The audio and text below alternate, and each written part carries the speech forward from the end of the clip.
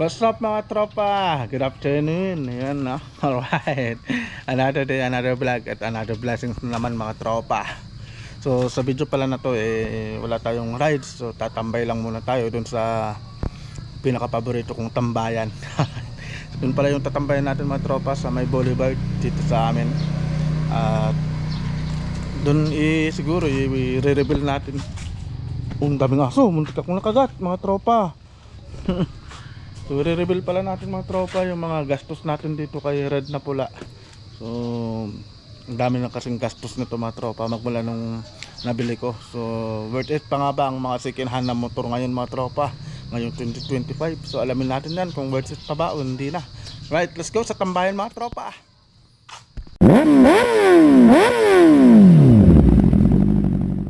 Alright mga tropa, so tamang tambay lang muna tayo dun sa may boulevard mga tropa, no? So dun pala ako madalas na tumambay. Alright, let's go. Galing pala ako ng bayan kaninang umaga. Gamit ko pala si Red na Pula. Uy. So kanina sinubukan ko ulit pala mga tropa yung gas consumption ng aking Rero 150 ninyo breed. So tumakbo siya ng 36 kilometers yung 1 litro mga tropa. So, sulit na rin. Pwede na rin mga tropa. Dito pala tayo dadaan sa may parting Minas. Ito yung tawagin namin dito sa amin mga tropa, Minas. So karamihan kasi dito taniman ng palay. Ito mga tropa, tignan nyo, nakapagtanim na sila ng mga palay dito. Pero sila tatay hindi sila nagtanim ng palay ngayon mga tropa, kasi hindi na makaya ni tatay na magtanim ng palay. Kasi nga yung sa edad niya mga tropa siyempre medyo matanda na talaga si tatay, no? So, hindi na pinayagan nila misis na magtanim. Ito pala mga tropa yung sa supply ng tubig sa amin. Ayan yung mga tangke. Ay ayan mga tropa, yan yung supply ng tubig dito sa lugar namin dito sa Karot. So meron po kaming tinatawag na nawasa. So yung tangke na yon, yun yung magsusupply sa lahat ng mga bahay dito, magsusupply ng tubig. At ito nga pala mga tropa yung Karot National High School. So dito rin ako nag-aaral ng high school mga tropa. So dito ako bumuo ng kalukuhan ko nung kabataan ko. At shoutout sa mga tropa natin dyan. Alright. Mga tropa natin. Uy, tropa. Ayun, Karot National High School. Alright. Oh, seaside, seaside, seaside. Nandito na tayo sa may seaside mga tropa.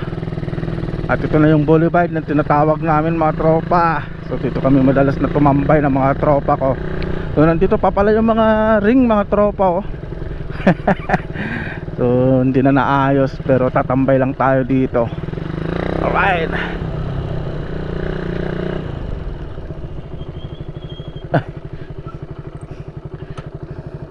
Mga tropa natin doon, no? Sige, salamat. Inaaya tayong uminom ng milkshake. Alright mga tropa, so nandito na tayo sa may tambayan ni Lover Cats. So ito yung pantalan o boulevard kung tawagin namin mga tropa dito sa amin, no? So dito ako madalas tumatambay. So makikita nyo, itong boulevard na to, dito po yung minsan pinagbibilaran ng mga daing, o minsan naman dito binabagsak yung mga isda, yung mga nag-aalaga ng mga lapo, panyan. O kaya dito yung daungan na mga galing sa isla, papunta sila doon pag pupunta sila dito sa amin. So dito madalas akong tumambay. Alam niyo kung bakit mga tropa? Kasi nasanay ako na nandito sa may tabing dagat talaga. So yung bahay pala namin dati mga tropa is nandyan lang sa banda dyan. So talagang lumaki ako sa tabing dagat. So hinahanap-hanap ko talaga mga tropa yung dagat. Alright, so ang ganda dito mga tropa. So i-reveal pala natin lahat yung mga gastos natin dito kay Red na Pula. Itong Raider 150 natin mga tropa, no? So unahin natin yung makina. So nagpalit pala tayo dito mga tropa ng ito, spark plug cap. So bali yung gastos natin dyan is 400. Tapos nagpalit rin tayo ng yun mga tropa, intake manifold sa halagang 230. Tapos carb 28mm sa halagang 2,000 mga tropa. Tapos siyempre nagpalit din tayo ng mga mags, dalawang mags natin pinalitan natin mga tropa. So sa halagang 1,500 galing kay Sir Idol Maynard Luis. Ayun, no? Tapos brake caliper, palit din tayo ng brake caliper mga tropa sa halagang 1,500. Kasama yung 1,500 din yung mga tropa, kasama yung ito brake system, itong lahat, itong full brake system dito sa harapan. Tapos yung dito sa clutch cleaver, kasama yung holder, palit din tayo nyan mga tropa. Tapos ito, upuan mga tropa, napalit din tayo kasi yung dati nito semi flat seat. So nagpalit tayo ng stock na upuan mga tropa. Tapos dito naman sa makina mga tropa, balik tayo dito sa makina. So pina-refresh lang natin yan. So yun lang yung gastos natin dyan. So stock pa yung makina nyan mga tropa. Tapos brake pedal, bumili rin tayo kasama nito mga tropa, itong shifter. So bali yung dalawa na yan is 1,000 pesos. Tapos shock, ayun, nagbalik tayo sa stock mga tropa na shock ng Raider 150 natin sa halagang 1,500 mga tropa. Sprocket, so siyempre natural lang yan, na sisira yan mga tropa, napupudpud. Tapos nagpakabit na rin tayo mga tropa ng MDL. Ayan, no, sa halagang 350 MDL mga tropa. Side mirror, bumili rin tayo ng side mirror, stock na side mirror mga tropa. Dahil kasi yung dating nakakabit dito is universal, napakaliit, hindi natin makita yung mga nasa likod. So kailangan natin magpalit ng stock na side mirror. So yun lahat yung mga nagastos natin dito kay Red na Pula mga tropa. Hindi ko na alam kung magkano lahat yun, pero grabe yung gastos nito nung nakuha ko. Pero nabili namin ito mga tropa, i-reveal ko kung magkano. 26,000 mga tropa, pero pinagawa lang natin. Siyempre nandyan na yan mga tropa. Kahit nasabihin natin na maraming issue nung nakuha ko, nandyan na yan. Siyempre pangarap ko, kaya talagang binili ko mga tropa. Alright mga tropa, so tambay muna tayo dito sa Boulevard. So andun si Red na Pula, iniwan muna natin doon. Alright. Alright, so salamat pala sa lahat ng mga sumusuporta sa ating vlog mga tropa. Hindi ko alam kung paano ko kayo mapapasalamatan, pero maraming salamat dahil sa inyong walang sawang suporta kahit na madalang tayo makapag-upload. At ito nga pala mga tropa, no, nais ko palang i-share sa inyo bakit ako nagpalit ng content from fishing to motovlogging. So fishing kasi talaga mga tropa, kagaya ng sabi ko, yun kasi yung isa sa mga pinaka libangan ko, yung pag-fishing. Kasi nga lumaki ako mga tropa sa tabing dagat, pero siyempre alang-alang sa gastos, di ba?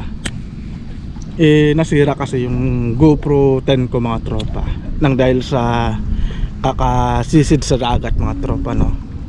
So sabi ko, hindi ko na ilulusong ulit itong GoPro Hero 9 ko para hindi masira. So tamang tama, mahilig din ako sa motor. Yun ang isang tutunan, napakahilig ko sa motor mga tropa. Kaya sabi ko magmo-motovlogging na lang ako. So salamat sa mga nakaunawa, sa mga hindi nang iwan sa ere, na sinuportahan pa rin ako hanggang sa nagbago tayo ng content. So sa mga nag-aabang din pala kay kay Raptor na pula may i-reveal tayo ulit mga tropa. At i-update ko kayo tungkol kay Raptor na pula. So may issue na naman sa Honda Supremo na i-reveal natin. So sa mga nag-aabang, abang-abangan nyo yung mga tropa. Sarap sana magpalipad ng drone dito, no? Tingnan nyo naman, no? Sarap sana magpalipad ng drone kaso wala tayong drone. Malay natin balang araw, di ba?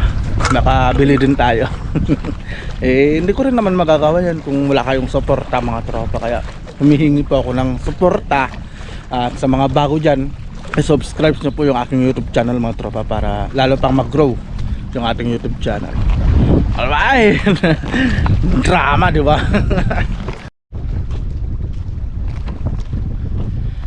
Hey, what's up, Karot? Anda Pangasinan. So pupunta lang tayo dun sa may dulo mga tropa. Yung dulo na yon. So makakwento ko lang pala sa inyo mga tropa na magmula dito sa kinatatayuan ko, nagtatakbuhan kami mga tropa. Yung mga kasama ko, yung mga barkada ko, nagtatakbuhan kami papunta dun sa dulo. Tapos dun kami nagtatalunan para maligo sa dagat.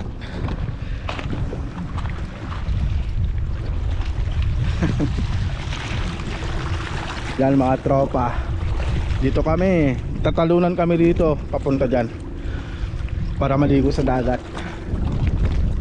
Alright. So ito pala yung Barangay Karot mga tropa. So ilang beses ko nang blinag ito pero nais kong ulit-ulitin na i-vlog itong lugar namin para naman madiscover nyo yung kagandahan ng Karot mga tropa. At itong sinasabi kong tambayan ko mga tropa. Alright.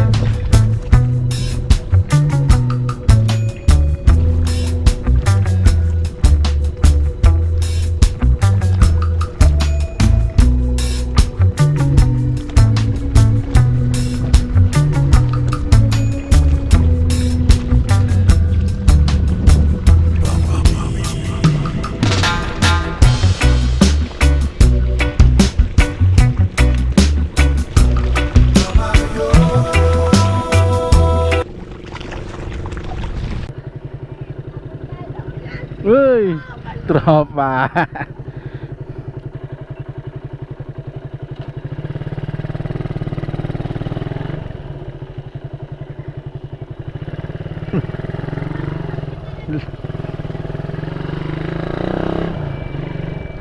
Alright mga tropa, so pauwi na pala tayo.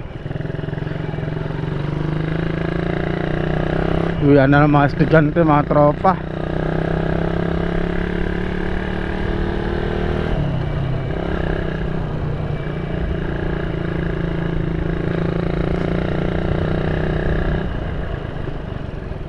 Na, sabay ka na.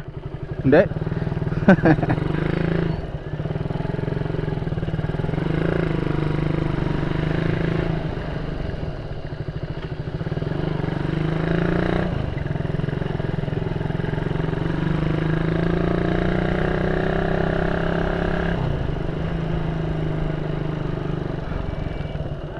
Oh, tropa.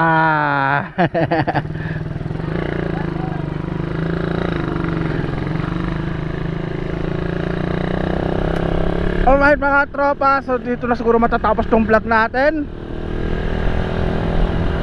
At ingat po tayong lahat and God bless mga tropa.